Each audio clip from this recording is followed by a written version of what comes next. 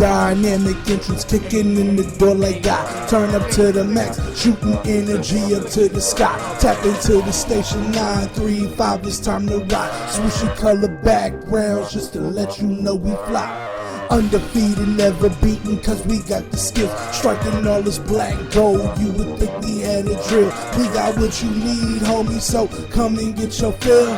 Relax and unwind, it's time to anime and chill.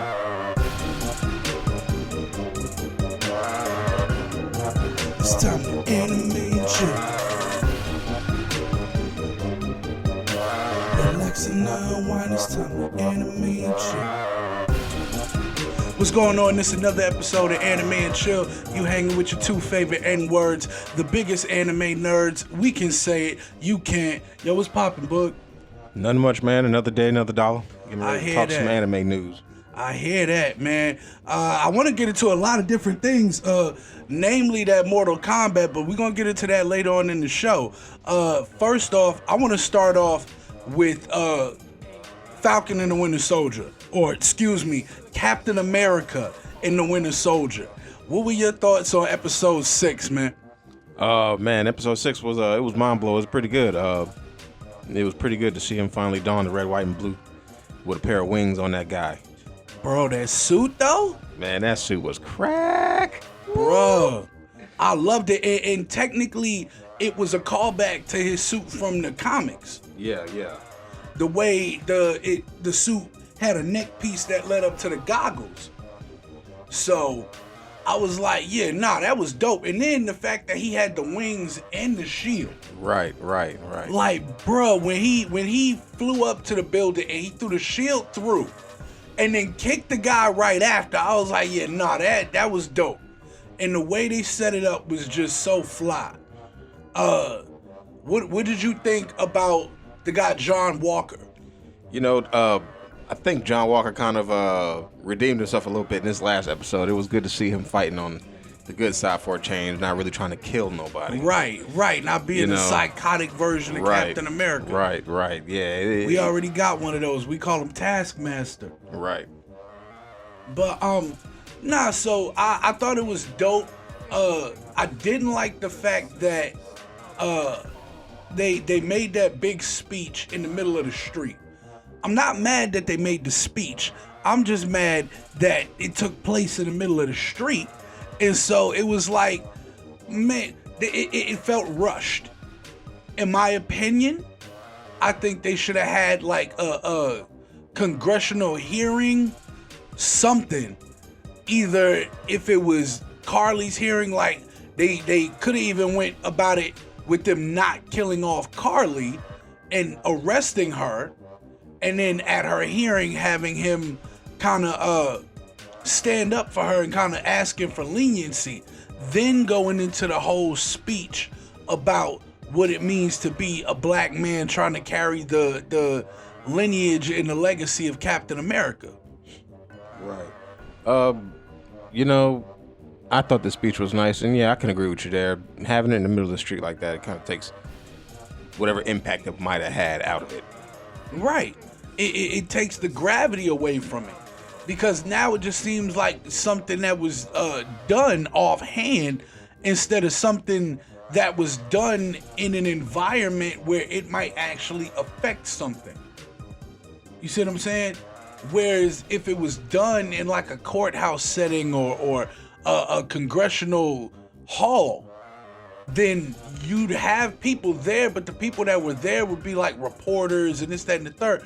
Not so much just the people that were in the city when the event took place. Right. Because that's what it was. It was just everybody that was standing there watching him make this speech. It wasn't like he was making the speech to people who could have some effect on government in the show. He spoke to like one or two senators in the middle of the street. And it was after technically he saved their lives in the truck, in the armored truck. Right. But let's hope that they'll be grateful. The fact that he saved their lives, and maybe that'll carry weight. Government. Yeah. They government. You know how they work. They ain't grateful. They don't work. Look at what they did to Captain America. They made him leave and go to Africa. Not because, they were trying to force him out. It was just what they were doing was corrupt. And he was like, yo, I ain't down with that. So he went and found somewhere else to go. And I find it funny, he went and chilled with the brothers. He was hanging with niggas most of the time. Like, bruh, he was chilling with Sam, black dude from Louisiana, right? Then when shit got hot over here in America, he ran over to Africa. He started chilling with T'Challa over there. Came back. When he came back, he wasn't back on speaking terms with Tony. Who'd he go see? Rhodey. Come on. Right, yeah. He went to go see the brother. All of his liaisons are black. So it made sense that he would leave the shield in Sam's hands. Now, I am a little in my feelings about them still calling him Captain America. Not because I think, only a white guy should be Captain America or anything like that. Nah. I just think that technically this is a new character. So why can't we give this new character a new name? Why not him be called Uncle Sam? Because that's what his nephews call him. But it makes sense. Because the poster boy for the United States is who? Uncle Sam. It's an old ass white dude with a top hat.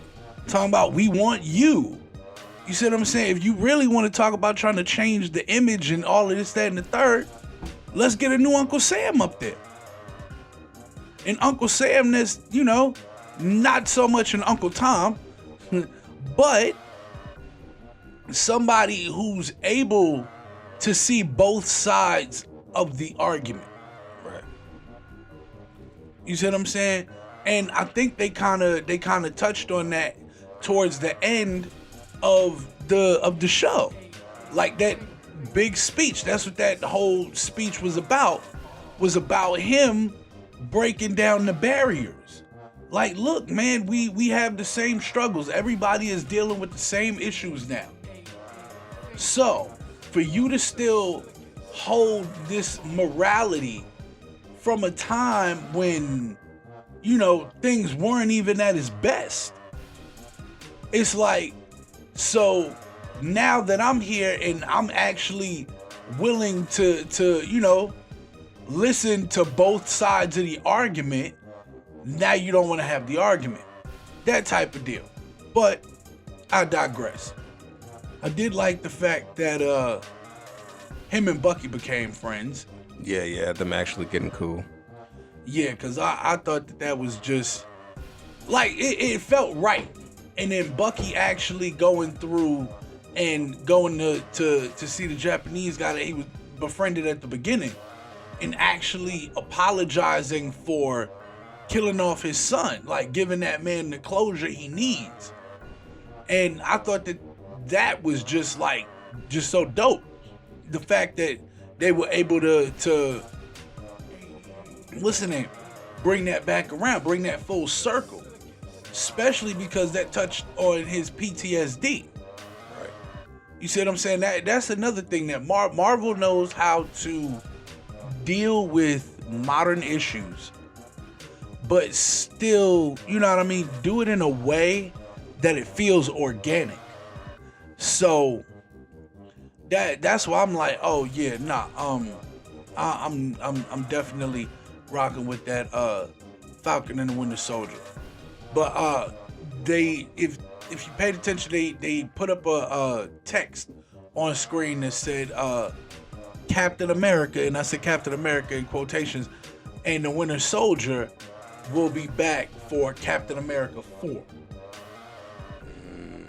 And they're talking about in Captain America 4, either they're gonna explain Steve Rogers' death or something. They're gonna go in and they're gonna explain what's going on with Steve Rogers and why in Falcon and the Winter Soldier they just keep saying he's gone.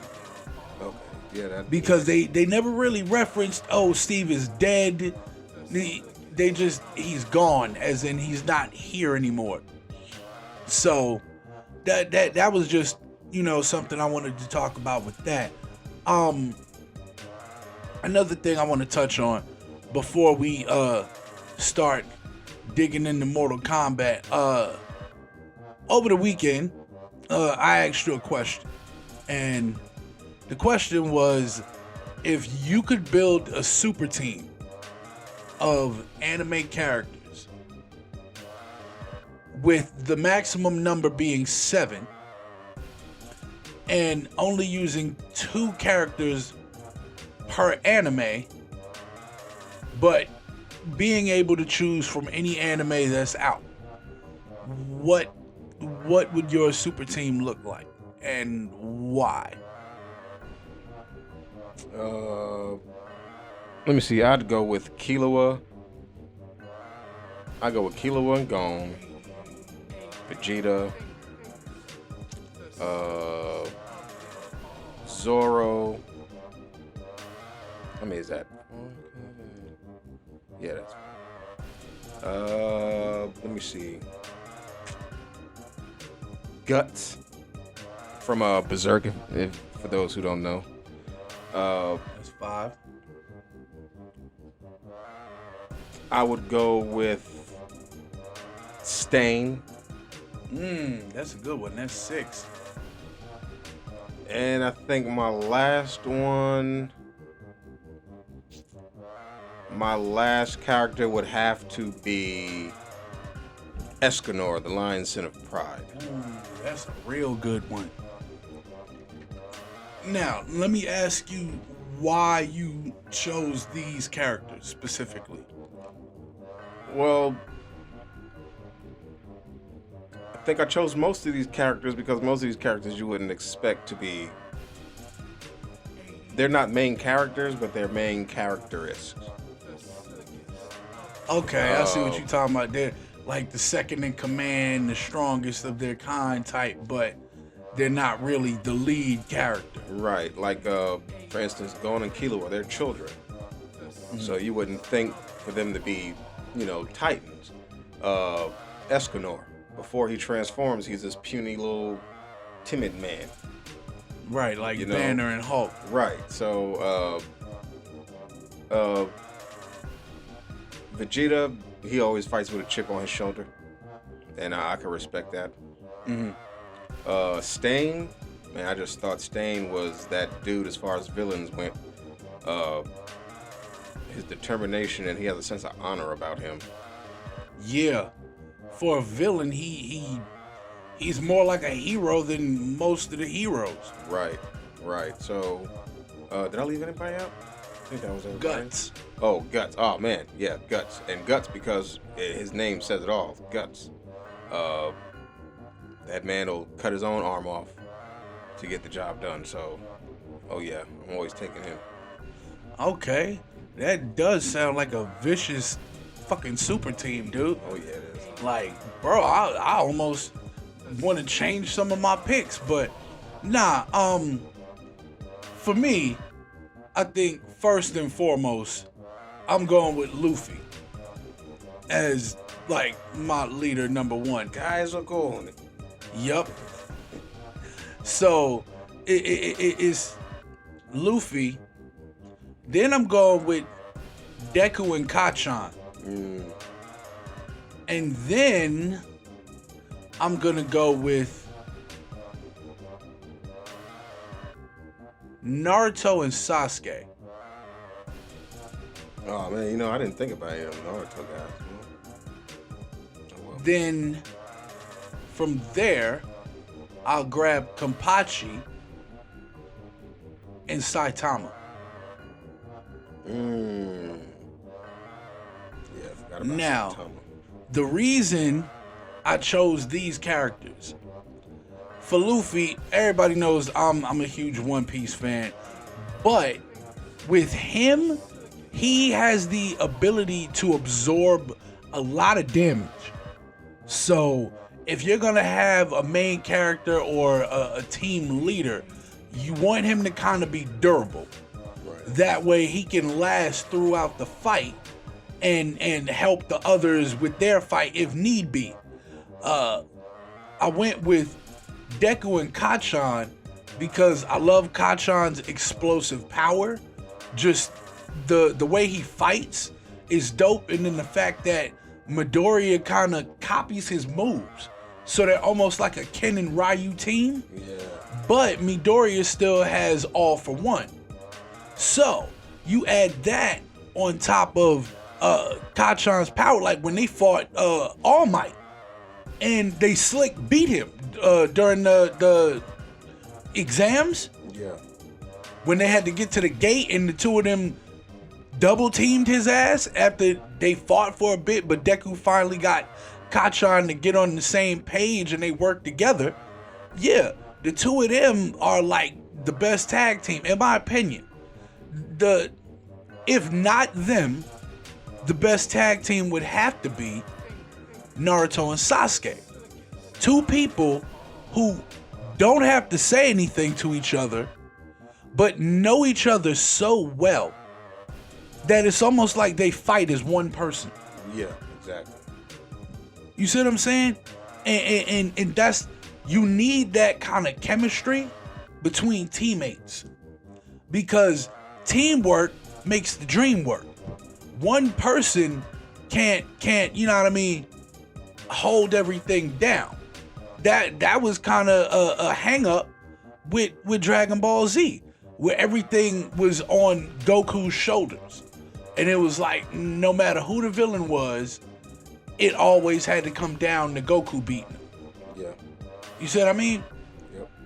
So with the team that I'm spreading out the power while also keeping some kind of synchronicity between them.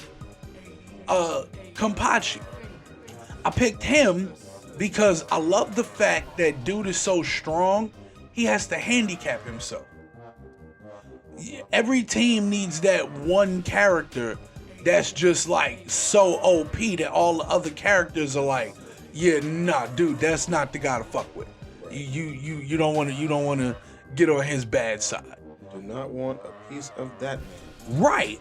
And the first episode of Bleach that I saw Kenpachi in, it was like when he showed up, before you get to see him, his spiritual pressure, the range and the intensity of it was like it damn near crushed Ichigo before he even saw Kenpachi. And that was with him having the eye patch on.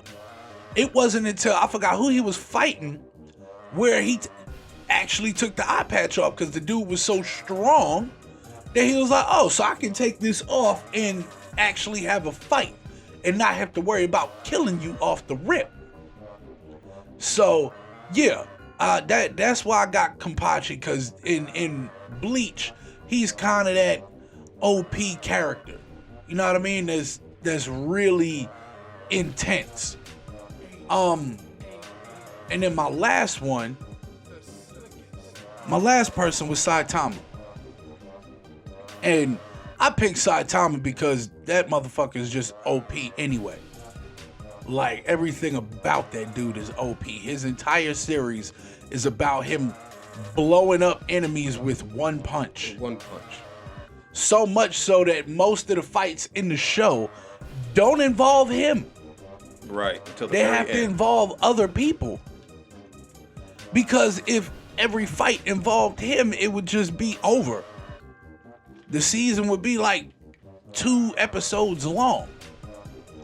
But I do like the fact that his final episode, they gave him a enemy that could withstand his punches, and then you were able to see just how strong Saitama really was. But that would only happen in a fight with somebody who was strong enough to take it. Right. Boros was his name. Yeah, he was from another planet. Yeah. So that says something. Maybe Saitama shouldn't be on that planet anymore. If exercising got that much can make you that strong to where you can hit an enemy and they explode. Yeah. Now, I did notice on both of our teams both of us was kind of lacking female characters. And I say that because if we have any listeners that are of the female persuasion, you know how the feminism movement goes. So, if you had to pick, let's say, 2 females to add to your team. Matter of fact, let's say 3 just to round it out to an even 10 people. What 3 female anime characters would you choose? And why would you choose those?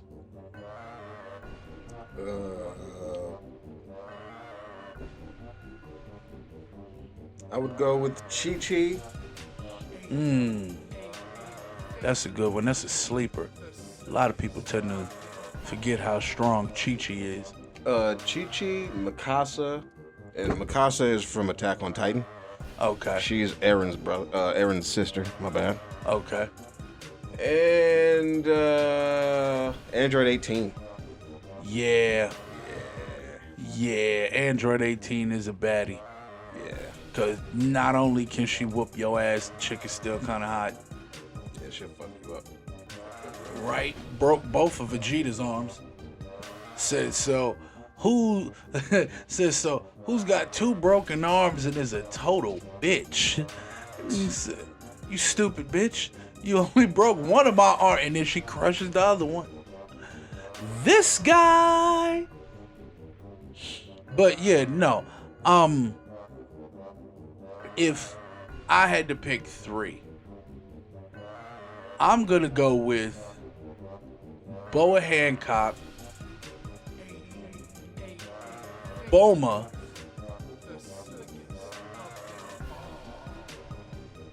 and Akame. And Akame is from Akame Ga Kill. For those of you who haven't seen that, please go watch it, because that shit is dope. But so I'm going with Boa Hancock because 1, she's a fighter, but also Master Manipulator could make anybody fall in love with her because that's her power. So I could essentially not have to fight. I could have her turn the enemy's forces to stone if I really wanted to. I chose Bulma because you need somebody that's super intelligent. You need that tactician that can come up with a plan to say, okay, well, you should do this, and this, and that'll help you get over here without running into any trouble. And then I got Akame because you just need a badass woman on your team. Somebody that could cut a motherfucker up with no problems. So that's why I went with those 3. But yeah. So that kind of brings me to the next segment that we want to talk about. And that being the movie that's got everybody in an uproar, the movie that's kind of split people. Either you love it or you hate it. Or you're like me and you sit somewhere in the middle, but that being Mortal Kombat 2021. So let's get into it. Bug, what you got to say? Yeah, I'm with you. I'm kind of in the middle. I mean, growing up in the 90s, watching it in the 90s, you want to love it, but being in 2021 now, you know, it was a reboot. I guess you could definitely say it was a reboot. They went in some directions with it that strayed from the previous movie. Fight scenes were dope. I thought the characters was cool, but some of it was hard to take in.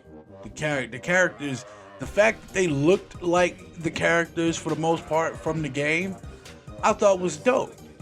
Like the fight scenes, again, I thought was dope.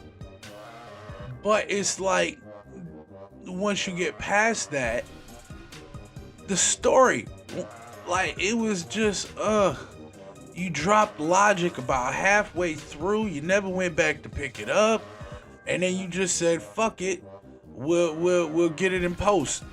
We'll do it in editing," and you forgot to edit in the logic because it's like you talk the whole movie about a tournament. You don't give us a tournament.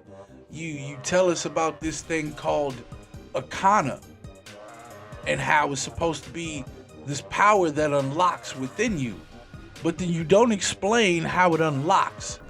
And then everybody who unlocks theirs, you don't explain how they unlock theirs. It was just weird.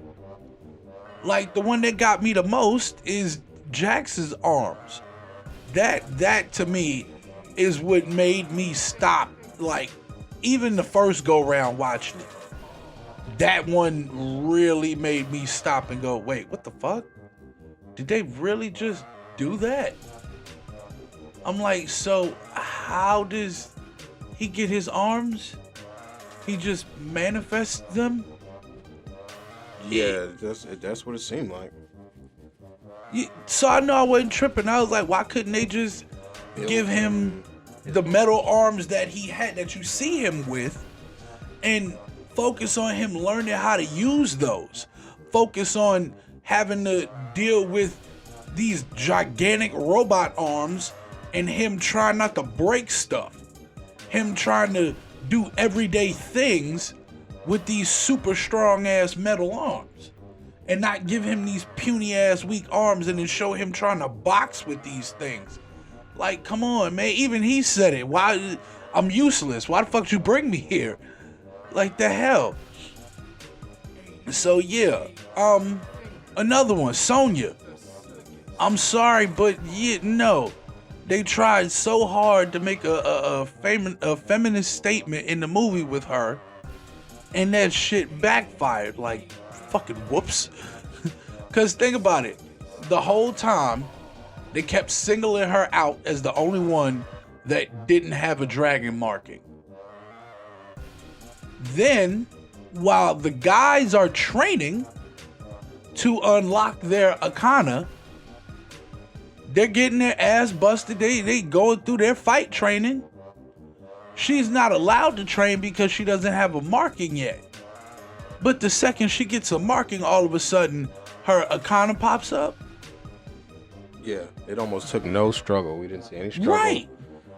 Her learning what it was or nothing. Right. She just got it and it was golden. Right. It was like as soon as she killed Kano, she got the mark and the Akana. And then it just manifested into these imaginary rings on her arm. Truthfully, the first time I saw the movie, when they kept telling Sonya that she doesn't have a marking and that without that marking she can't unlock her Akana, I thought she was gonna say fuck them and go get some weapons. Yeah. I thought she was gonna go get her gauntlets, and that's where the laser was gonna come from. I didn't think that they were gonna have these imaginary key rings or chi rings wrapped around her arms. I thought that they would at least stay true to her in the game. You see what I mean? Yeah. I didn't care for that Sonya Blade. Like you said, keep her true to the game. She came off in the game. She's Special Forces. You know, she's been Special Forces for 20 plus years, fighting Outworld for 20 plus years. But in the movie, she came off paranoid, like the end of the world. And I understand the situation given, yeah. But you're Special Forces. I mean, you could have at least kept to the story a little bit. You had her running around looking all kooky, scratching her head, you know, twitching, and, you know, it just... Right, looking like a conspiracy theorist. Yeah, it just took away from the Sonya Blade that, you know, we're all used to seeing. Right. Another thing I didn't like was how they let her get defeated by Mileena. Like, in a hand-to-hand combat. Because it's not like... When you look at the fight between Mileena and Cole Young, Mileena used her powers that entire fight. The fight she had with Sonya, she beat Sonya with the hands. And my thing is, if anything, Sonya had them hands. Bro, Sonya was like Cap with the hands, bro. So, That's why I'm like, they didn't really keep true to her in the game. Another person I didn't like in that movie, Liu Kang.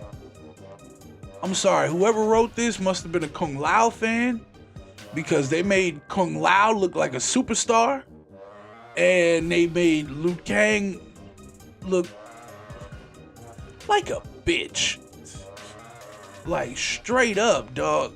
Like, oh man. Because when he shows up, he does what the movie does. Shows you some shit and then doesn't explain it. Hits Kano with a fireball. Kano literally asks him, how the hell did you do that? He doesn't answer. He looks at this motherfucker like, come on, man, you know that wasn't in the script. And then Kato, so am I gonna get superpowers?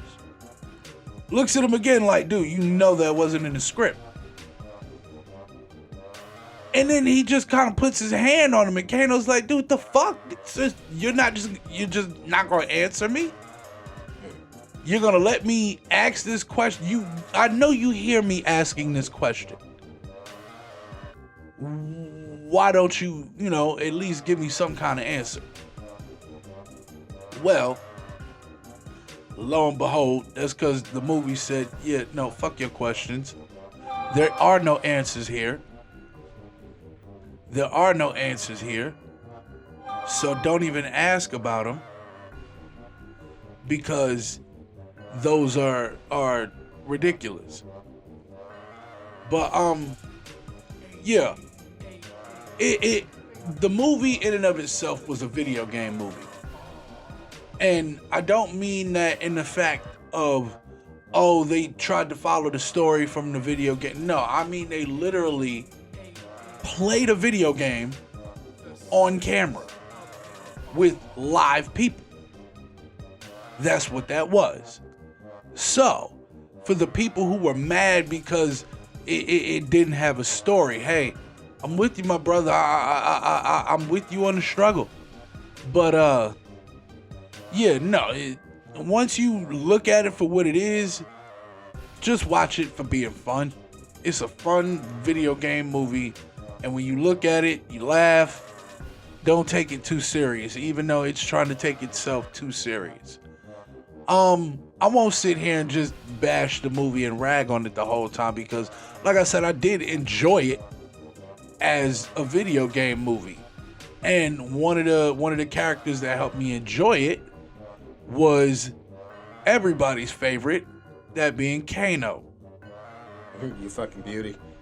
Right, like, dude, just he was the audience's avatar, even though they told us this guy Cole Young is the audience's avatar. Cole Young was boring, calm about everything that he should have been freaking out about, and just an all-around wooden performance. I'm sorry, it was just bland. And then you got Kano, who's, I guess, overacting, going over the top, but it fits. Everything he's saying and doing, it fits the scenario. It makes sense why he's doing what he's doing. Another one of my favorites was Sub-Zero. I think Sub-Zero was everybody's favorite. I know he was mine. Bro, shout out to the guy Joe Taslim. That's who plays Sub-Zero. That dude is just, he was acting his ass off. Even when he was wearing the mask, you could see the emotion on his face. Now you compare that to the guy Louis Tan, who played Cole Young, and how he's just so calm about everything, and he's so nonchalant about everything, and it's almost like he's not emoting at all. Even when his family gets attacked by Goro, when Goro gets up and starts walking towards his family, He doesn't get angry and throw nothing. No, he's just, hey, over here. I'm the one with the tattoo.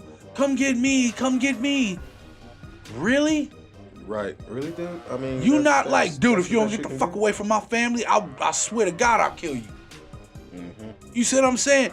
That's your family. This monster is attacking your family. You're not over here, over here, over here. Because what if that motherfucker don't bite? What if he say, but your family is closer to me than you are? Which means I can get to them before you can get to me. Which means, yeah, no. No. And then Goro was finna kill him. He was finna break that dude into 3 pieces. And it was gonna be blood and guts everywhere. That was about to be a fatality. Bruh. Fatality. That was about to be a brutality. That's what that looked like. Like, Jesus. But yeah, like I said, all in all, I enjoyed the movie as a video game movie. Once you realize that, just enjoy the fact that the characters look like the characters from the game. They're doing the moves from the game. They're quoting lines from the game. I think everybody in that movie said a Mortal Kombat line at some point. Right. We heard it, whether from finish 'em to fatality. Test your Kano might. wins, test your might. All of it. So, just know, they did not put a story in there.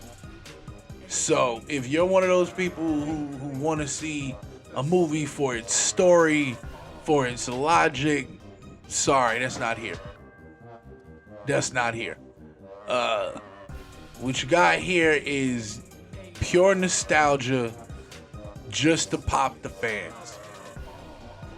And speaking of popping the fans, before we go, I want to get into a little bit of wrestling, just a little bit before we head out the door. I seen a Twitter beef between the guys from Retribution and Braun Strowman and Drew McIntyre, and Drew McIntyre just like demolished this dude T-Bar on Twitter, like, because dude was making fun of their former gimmicks, talking about, yeah, we not gonna have a problem beating the idiot of the Wyatt family and the guy from 3MB. Drew McIntyre retorts with, dude, he was like, dude, you've had more name changes than titles. He was like, when you was running around trying to be a guy on the indies, he was like, I was the guy on the indies. He was like, we got the NXT, you did nothing in NXT. I was the NXT champion. He was like, now we on Raw. I done held the WWE title twice, and you still ain't did nothing. So he put my man on hush mode, like, real quick. But yeah, I have an idea that I would love to see come to fruition. I doubt it will, but you know how football has their fantasy league, right? Yep. Where you can build your own team of people and actually get paid for it and this, that, and the third. I was wondering, why don't more sports have stuff like that? Right. Keep the fans involved, more actively involved than they already are. Right. Like, why not have baseball? Why not have basketball? I think basketball would be easier because your fantasy team would probably be what, only 5 people? Yeah. Unless with the fantasy you gotta also draft like subs. I think so. Well, I would think with basketball at least you would have to draft subs. Maybe. I'm not familiar with that. Yeah, I mean, I'm not real familiar with it either. I think I should do a little more research on that, but I brought that up to say I would always love to see like a fantasy stable creation, like how they got fantasy football league, like a fantasy wrestling stable creation. Yeah. Where you can pick I would say like 5 of your favorite wrestlers, and you know what I mean, just judging off of their win-loss record and stats and stuff like that, you would be able to receive rewards or stuff or anything. And that's just, like I said, as a fan that's been watching wrestling for 30 years now, because I started when I was 3. I'm 33 now. So, yeah, man, that could also be another way to bring fans back in. You see what I'm saying? Because now they would be more invested in the television show, because now they're like, okay, well, if I can get paid based off of a certain character's win-loss record, now it matters that I watch. Now I'm watching for a reason. Now when I'm rooting for this person, it has more weight to it. Now it's not, oh, I'm just rooting for this person because I like them. No, I'm rooting for this person because I'm kind of invested in them. You see what I'm saying? And I just think that wrestling would be the perfect thing to do that. Granted, it is predetermined. Granted, it is rehearsed. Still, at the same time, it really, I'm trying to find the right words to say. It really would make it an interactive experience.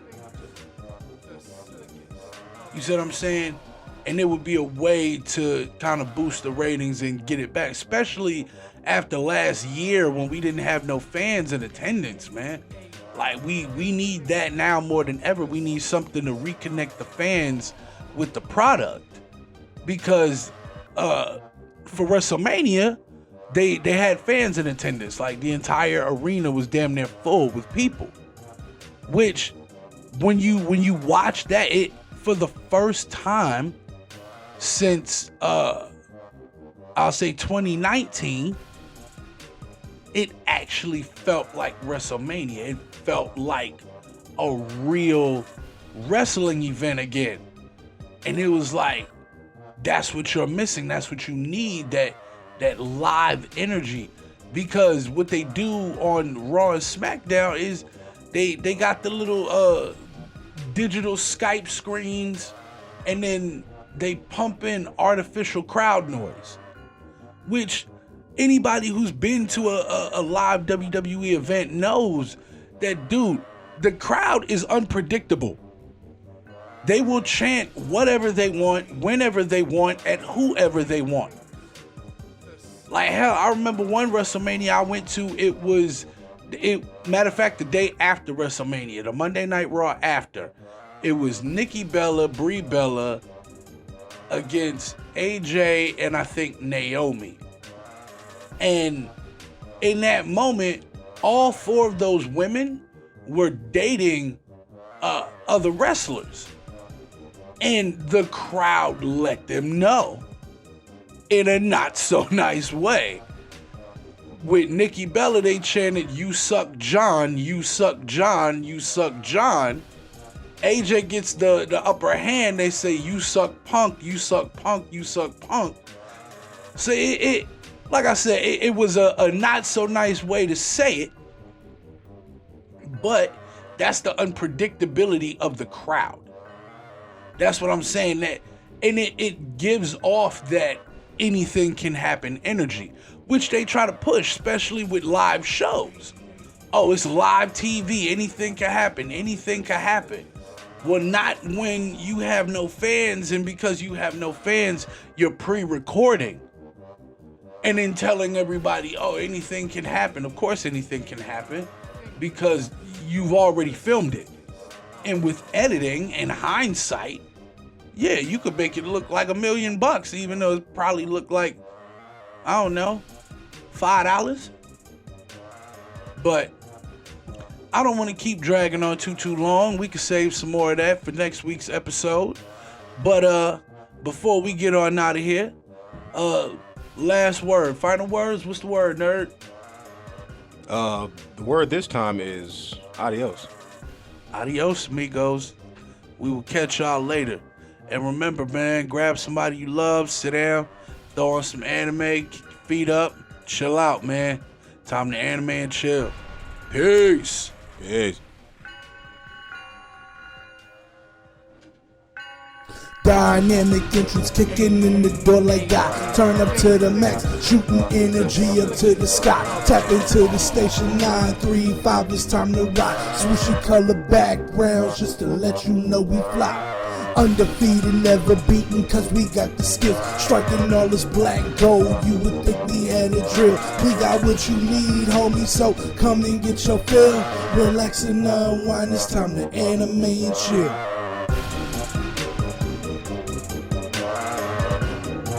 It's time to anime and chill. Relax and unwind, it's time to anime and chill.